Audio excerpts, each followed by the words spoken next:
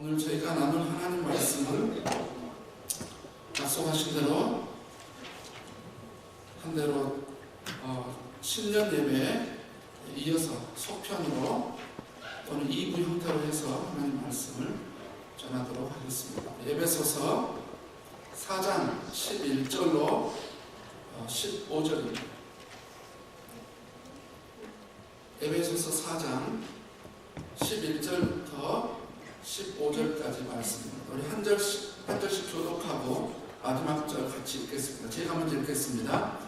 그가 어떤 사람은 사도로, 어떤 사람은 선지자로, 어떤 사람은 복음 전하는 자로, 어떤 사람은 목사와 교사로 삼으셨으니 이는 성도를 온전하게 하여 봉사의 일을 하게 하며 그리스도의 몸을 세우려 하심이라. 우리가 다 하나님의 아들을 믿는 것과 아는 일에 하나가 되어 온전한 사람을 이루어 그리스도의 장성한 분량에 충만한 데까지 이르리니 이는 우리가 이제부터 어린아이가 되지 아니하여 사람의 속임수와 간사한 유혹에 빠져 온갖 교훈의 풍조에 밀려 요동하지 않게 하려 함이라. 읽겠습니다. 오직 사랑 안에서 참된 것을 하여 범사에 그에게까지 자랄지라. 그는 머리니 곧 그리스도라. 아멘. 저는 오늘 본문 말씀을 통해서 오직 예수 2 우리 송구영 씨 예배 드렸던 그 말씀의 속편 형태로 그때는 개요 부분을 다뤘다면 이제는 좀 더 세밀한 부분으로 접근해서 함께 말씀을 나누겠습니다. 기도하고 시작하겠습니다. 아버지 하나님, 오늘도 저희들이 주의 말씀을 함께 나누며 신년 주일을, 첫 주일을 함께 드림으로 하나님께서 올 한 해 동안 우리 교회와 우리 성도들에게, 우리 가정에, 내 자신에게 주시는 이 귀한 말씀을 겸허히 받고 엄중히 그 말씀을 받아들여 겸손하게 그 말씀대로 살아가는 성숙한 그리스도인 되기를 원하오니 이 시간 주의 말씀이 말씀되게 하시고 주의 말씀을 통하여 하나님의 분명한 뜻을 보여주시옵소서. 예수님의 이름으로 기도드렸습니다. 아멘.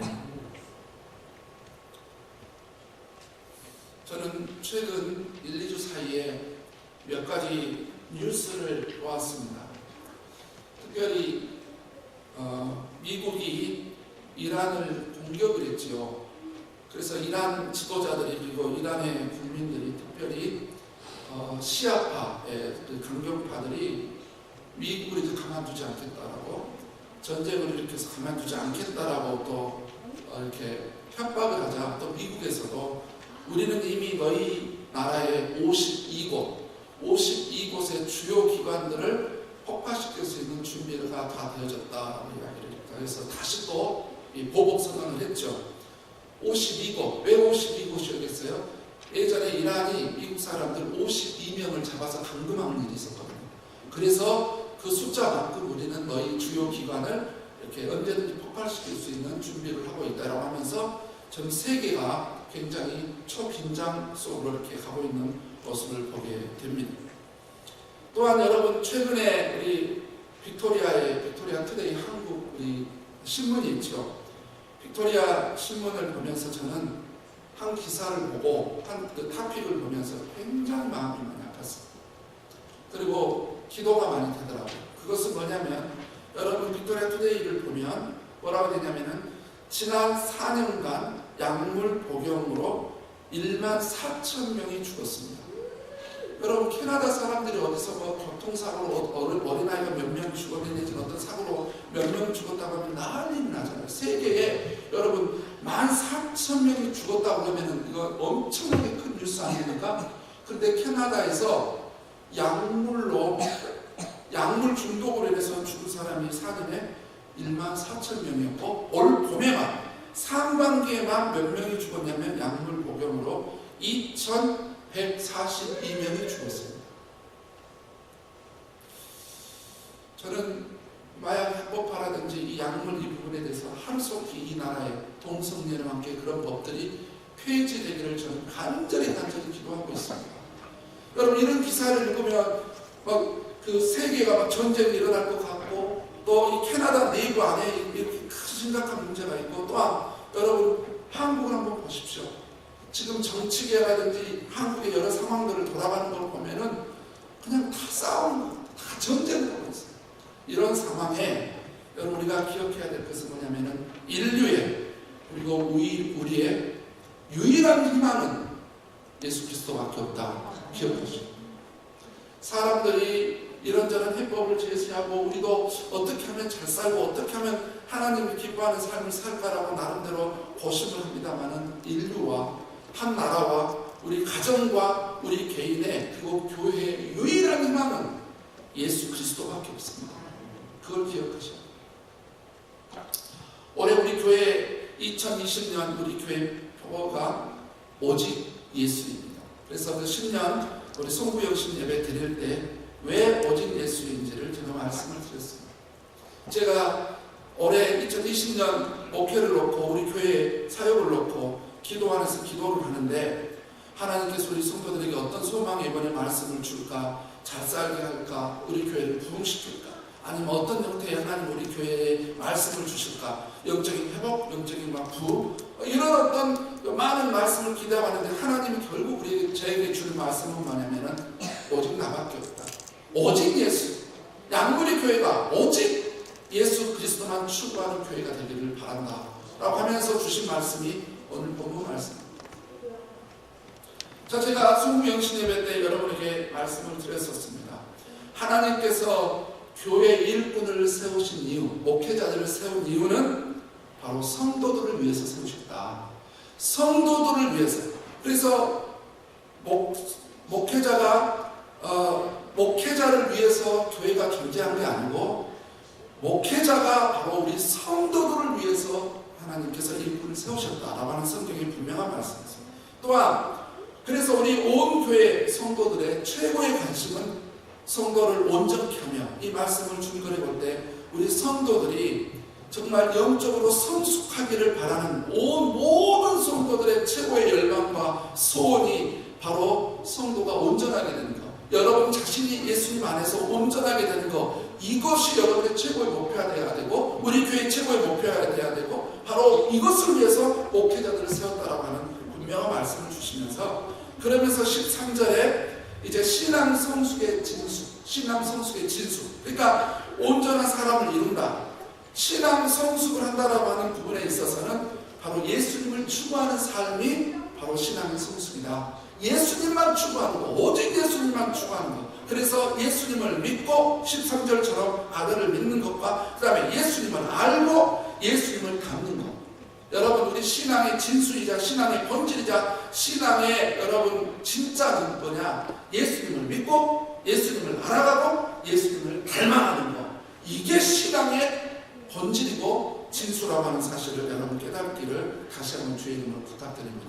이 부분에서 특별히 예수님을 믿고 그 다음에 예수님을 알고 예수님을 닮는다라고 하는 이 부분, 신앙의 진수인 예수님을 추구하는 삶에 대해서 제가 한 세 가지 정도 이 부분을 조금 간략하게 집중적으로 말씀을 드리려고 합니다. 첫 번째, 예수님을 믿는 것이라고 했습니다. 13절을 보니까 그랬어요. 우리가 다 하나님의 아들을 믿는 것과 이렇게 됐어요. 믿는 것과 믿는 것.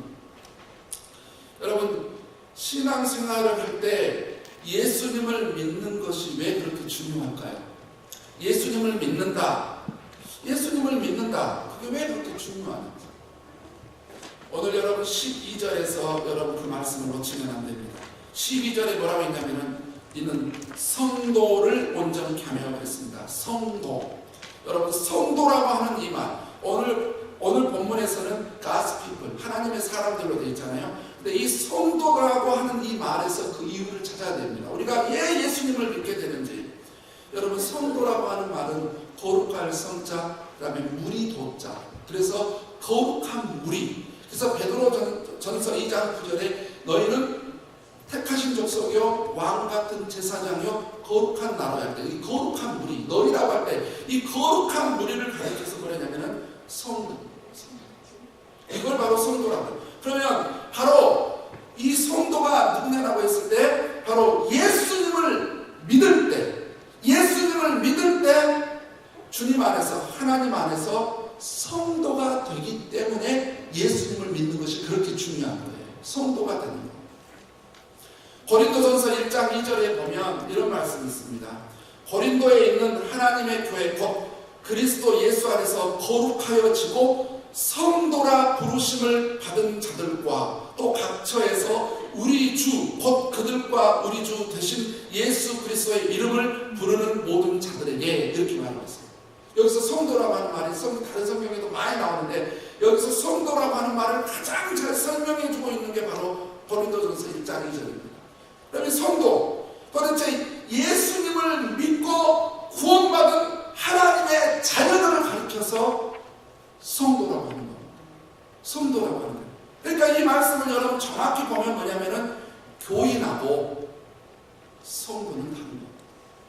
교인은 교회를 왔다 갔다 해서 등록하고 교회를 왔다 갔다 하는 사람일 수도 있습니다.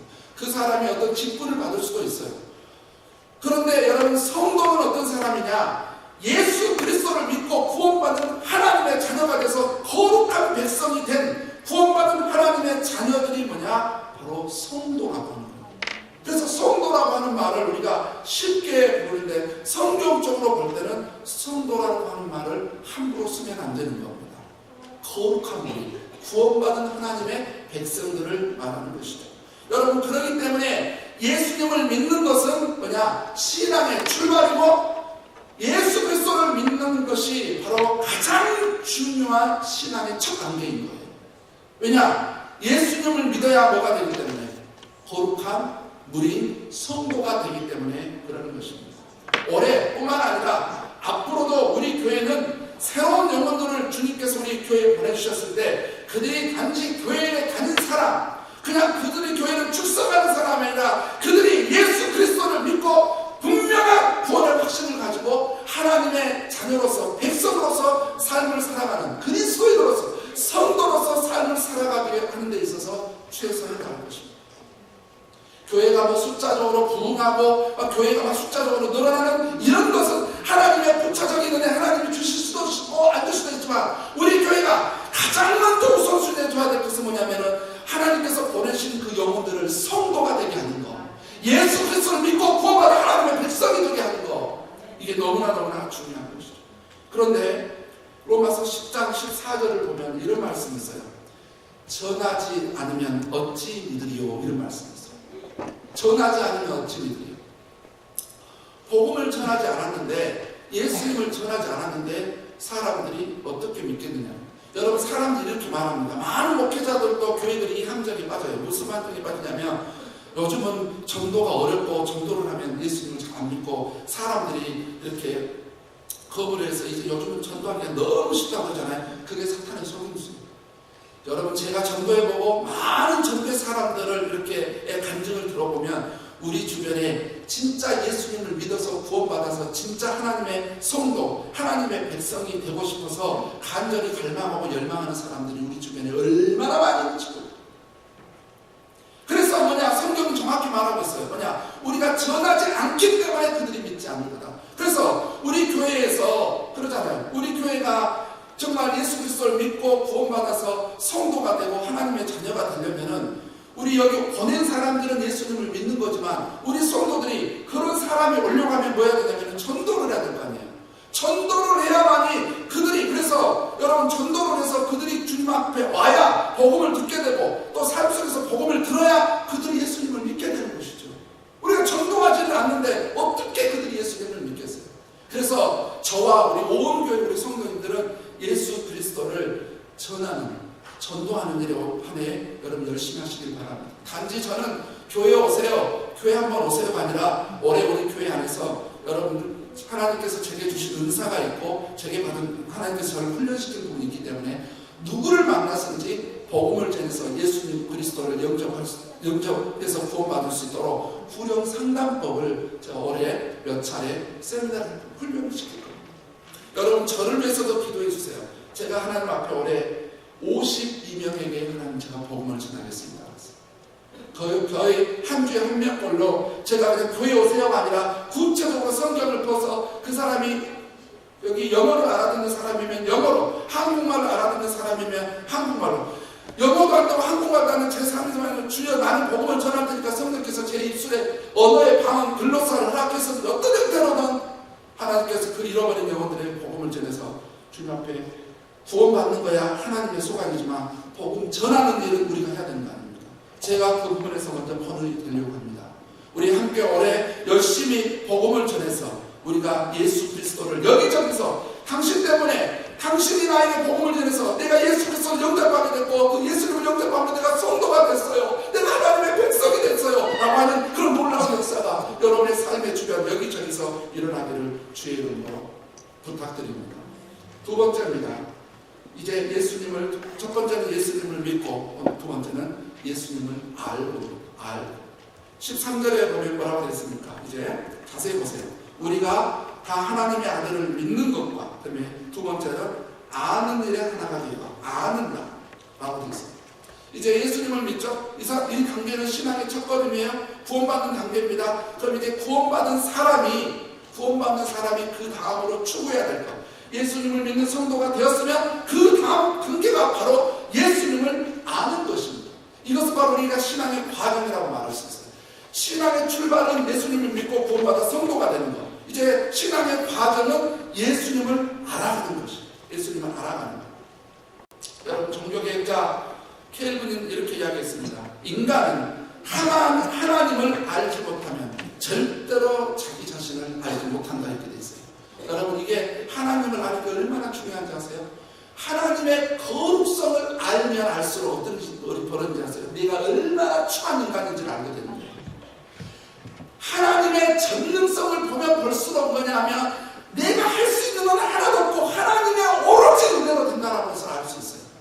그런데 하나님의 전능성을 모르기 때문에 맞아서 내가 할 수 있다고 생각을 합니다.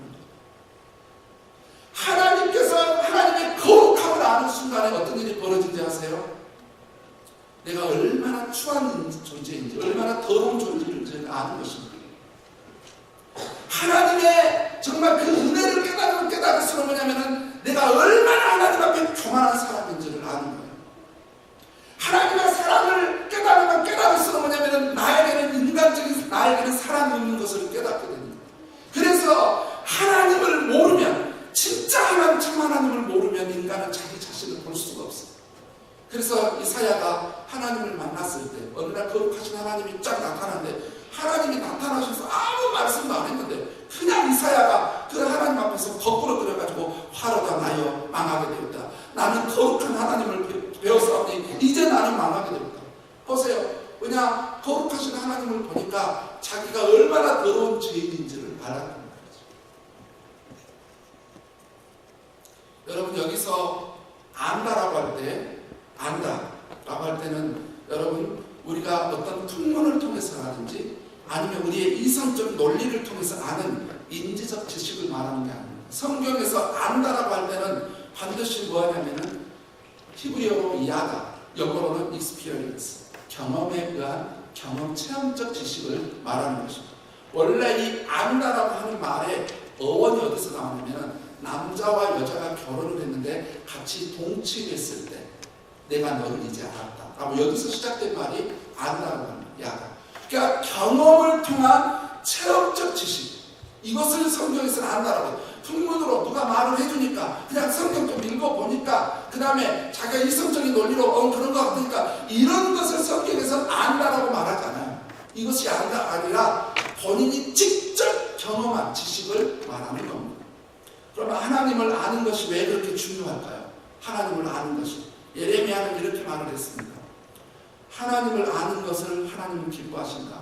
너희가 이것 자랑하고 저것 자랑하고 돈 자랑하고 그 다음에 명예를 자랑하고 말을 자랑하고 뭘 자랑하는데 나는 하나님을 이렇게 압니다. 하나님을 나는 이렇게 알았어요. 그래서 하나님은 나를 아는 것을 자랑하는 것을 기뻐한다.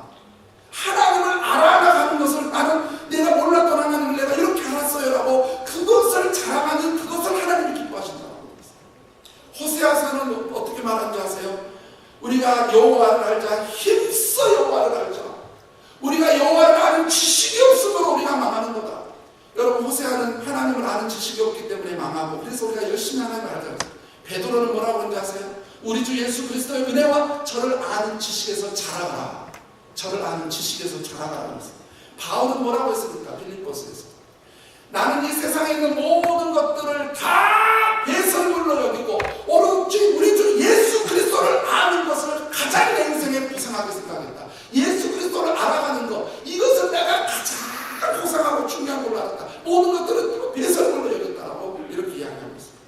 여러분 여기 대해서 요한일서에서 보면 영적으로 어린아이 단계, 영적으로 청년 단계, 영적으로 어른 단계를 말했는데 영적으로 어른 단계인 아비들을 이야기하면서 뭐라고 하는지 아세요? 아비들아, 이게 육체적인 어떤 피지컬의 어떤 게 아니라 영적인 단계를 말하는 거야. 아비들아, 너희가 태초부터 계신 일을 알았으며, 이렇게 되어 있어요. 그러니까 영적으로 성숙한 사람은 뭐냐면은 하나님을 깊이 알아가는 거예요. 풍문으로 이 성경 논리가 아니라 진짜 내가 그걸 체험하는 거예요. 그래서 그 하나님을 깊이 경험해서 하나님에 대한 잘 아는 것, 이것이 바로 영적으로 성숙한 사람이라고 요한이 얘기만 해줬어요. 그렇다면 우리가 이렇게 예수님을 아는 것이 중요한데, 그렇다면 우리가 예수님을 어떻게 알 수 있을까요? 어떻게 예수님을 알 수 있겠습니까? 제가 여기에 대해서 몇 가지 하나님 말씀을 제가 여러분에게 읽어드리겠습니다. 한번 들어보십시오. 제가 여러 군데가 있는데 제가 그 중에 몇 가지 말씀만, 세 가지만 제가 발췌드리겠습니다. 누가복음 10장 22절을 보면 이런 말씀이 있습니다. 내 아버지께서 모든 것을 내게 주셨으니 아버지 외에는 아들이 누구인지 아는 자가 없고 아들과 또 아들의 소원대로 계시를 받는 자 외에는 아버지가 누구인지 아는 자가 없나이다. 계시를 받은 자 외에는 아버지를 알 수가 없다. 에베소서 1장 17절에서 사도 바울은 이렇게 이야기하고 있습니다. 우리 주 예수 그리스도의 하나님 영광의 아버지께서 지혜와 계시의 영을 너희에게 주사 하나님을 알게 하시고, 이렇게 되어 있습니다. 요한일서 2장 27절 요한은 이렇게 말하고 있습니다. 너희는 주께 받은 바 기름 부음이 너희 안에 거하나니 아무도 너희를 가르칠 필요가 없고 오직 그의 기름 부음이 모든 것을 너희에게 가르치며 또 참되고 거짓이 없으니 너희를 가르치신 그대로 주 안에 거하라, 이렇게 말씀하셨어요. 자, 이 말씀을 정리해보면, 자, 우리가 어떻게 예수님을 알 수 있느냐라고 했을 때, 여러분 구원을 받으면 하나님께서 각자에게 성령님이 내주하시도록 성령님을 주십니다. 그러면 이 안에 성령님이 계시는데 이 성령님께서 우리로 하여금 말씀을 읽을 때 또는 말씀을 들을 때 뭐냐면 성령의 기름 부으심을 통해서 또한 성령의 조명을 통해서 또한 성령께서 계시의 영을 더해줘서 성령님께서 어떻게 하냐, 말씀을 보는 가운데, 말씀을 듣는 가운데 하나님이 어떤 분인지를 알게 해주시는 거예요. 성령님이 조명해 줘야 됩니다. 성령님이 기름 부어 주셔야 돼요. 성령님이 계시의 영을 더해 주셔야 돼요. 그렇지 않으면 절대로 인간은 하나님을 알 수가 없습니다. 성령님이 그 안에 없는 사람은 통문으로 이성적인 논리로 그런다 그런데, 진짜 안에 성령이 없는 사람은 어떻게 되냐, 하나님을 절대로 체험할 수가 없게 돼 있어요. 이게 성경의 원칙이고 원리고 구조인 것입니다. 그러니까 맨날 남이 뭐라면 그런 하나님, 사랑의 하나님이라니까 사랑의 하나님, 능력의 하나님이라니까 나도 능력의 하나님인데 나는 체험을 못해. 그 안에 성령이 없는 사람. 그래서 예수님을 믿고 구원받는 사람들만 누리는 특권이 바로 이 성령의 계시 또는 성령의 조명, 성령의 기름 부으심, 바로 성령을 통해서만 누리는 하나님이 누군지를 알 수 있어요. 그럼 성령은 누굽니까? 요즘 우리가 큐티하고 있을 때 요한복음을 통해 봤을 때 성령님이 누구냐라고 했을 때 성경에서 여러 가지 특성을 이야기하지만 성령은 진리의 영이라고 했습니다. 진리의 영. 그러면 진리가 뭐냐? 예수님이 요한복음 17장 17절에서 분명하게 이야기하고 있습니다. 저들을 진리로 거룩하게 하옵소서. 아버지의 말씀은 진리이다 그랬습니다. 하나님의 말씀이 진리예요. 그래서 성령은 진리의 영이에요. 그러니까 결국 성령님은 하나님의 말씀, 성경을 통해서 하나님의 말씀, 바이블, 하나님의 말씀인 성경을 통해서 우리가 하나님이 누구인지를 성령님께서 조명해 주시고 깨닫게 해주시고 그 다음에 계시를 해주시고 기름 부어 주심으로 인해서 하나님이 누군지를 성경을 통해서 알게 해주십니다. 그래서 여러분 하나님의 말씀을 받게 하신 거예요. 진리의 성령께서 여러분을 예수님이 누군지 더 깊이 깨닫게 해줄 거예요. 자, 예수님을 믿었어요. 이게 신앙의 첫 단계입니다. 그럼 이제 성령을 받았어요. 그럼 성령이 이제 신앙의 과정으로서 예수님이 누군지를 알아갑니다. 이제 마지막으로 세 번째는 예수님을 닮고 13절을 보니까 이렇게 돼 있죠. 온전한 사람을 이루어. 온전한 사람을 이루어. 여기서 온전한 사람이 누굴까요? 13절과 15절에서 분명하게 말했습니다. 온전한 사람이 된다는 것, 성도를 온전케 해서 온전한 사람이 된다는 것은 뭐냐? 바로 예수 그리스도를 닮는 것이다. 온전한 사람이 되는 것은 그 사람이요, 뭐 인격 하나만, 막 이게 이 나라가, 그다음에 사람이 굉장히 인격적인 도덕적이기 때문에 도덕성이 뭐 인간적인 어떤 그런 부분이 아니라 삶의 전체가, 삶의 전인적인 내 삶의 모든 것이 예수 그리스도를 닮아가는 거, 이게 바로 온전한 사람이에요. 예수님을 닮는 거예요. 예수님을 믿고 구원받아서 예수님을 알아가는 궁극적인 목표는 뭐냐? 우리의 신앙의 최종적인 목표이기도 하고 신앙의 진수이기도 하고 신앙의 본질인 신앙의 최종적인 목표는 예수 그리스도를 닮아가는 것입니다. 그분처럼 되는 것이에요. 그분 온전한 사람으로 예수 그리스도를 닮아가는 거예요. 이게 신앙의 최고의 목표인 것입니다. 나는 죽고 오직 예수 그리스도만. 그래서 사도 바울이 말했습니다. 나처럼 내가 예수님을 본받는 것처럼 너도 나를 본받아라. 자기만 본받으라고 한 게 아니라 이 말은 어떤 의미냐면 내가 예수님을 본받는 것처럼 너희도 예수님도 본받아라. 이렇게 합니다. 사도 바울의 궁극적인 사도 바울의 최종적인 신앙의 목표는 예수 그리스도를 닮아가고 싶어하는 그 열망이 가득했던 사람. 우리 모두는 신앙의 초미의 관심을 가지고 어떻게 하면 예수님의 마음을 품을까? 어떻게 하면 예수님 같은 생각을 할까? 어떻게 하면 예수님과 같은 그런 동기와 그런 목적을 가지고 살까? 어떻게 하면 예수님처럼 행동할까? 어떻게 하면 예수님처럼 살까? 어떻게 하면 예수님처럼 언어를 사용할까? 어떻게 하면 예수님처럼 사랑할 거냐? 어떻게 하면 예수님의 인격을 소유할 거냐? 어떻게 하면 예수님처럼 사역할 거냐? 어떻게 하면 예수님처럼 하나님과 깊은 영적 교제를 할 거냐? 우리의 모든 초점의 관심이 뭐냐면은 예수님을 닮아가는 데 있어야 되는 겁니다. 저와 우리는 항상 이런 질문을 해봐야 돼요. 나는 예수님을 닮아가고 있는가? 저도 항상 그런 생각입니다. 윤길남, 너는 예수님을 닮아가고 있느냐? 오늘 또 기도하는데 또 실패, 또 내 연약함이 보여. 나는 주님 이렇게 주님을 닮아가고 싶구나. 이렇게 내가 연약한 존재입니다. 우리가 작은 예수가 돼야 되죠. 예수님을 믿고 예수님을 알아가고 하는 궁극적인 목적은 뭐냐? 그분을 닮아가고 싶어하는, 이게 바로 신앙의 진수의 목적의 본질이라고. 여러분, 특별히 그래서 저는 여러분에게 권면합니다. 특별히 복음서를 많이 읽으셔서 예수님의 삶을 깊이 연구하시기를 주의 이름으로 축복합니다. 말씀을 정리합니다.